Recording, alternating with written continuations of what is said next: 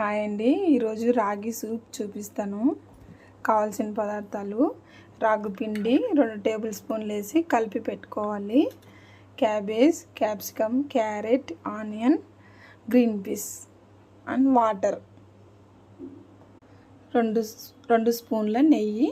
ఈ వెజిటేబుల్స్ అన్నీ దీంట్లోకి వేసి బాగా మగ్గించుకోవాలి. ఫస్ట్ ఆనియన్ మగ్గాక ఇంకా ఒకదాని తర్వాత ఒకటి అన్నీ వేసుకోవాలి. ఇప్పుడు కొంచెం ఉప్పు,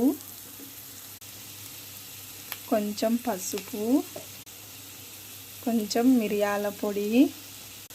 ఇప్పుడు బాగా కలుపుకోవాలి. వెజిటేబుల్స్ అన్నీ మగ్గాక కొన్ని వాటర్ పోసుకుందాం. వాటర్ పోసాం కదా, మూత పోసి బాగా ఉడికించుకుందాం. ఇప్పుడు కలుపుకున్న రాగి పిండి పోసేద్దాం. 2 నిమిషాలు ఉడికిందనుకోండి, ఇంకా రాగి సూప్ రెడీ.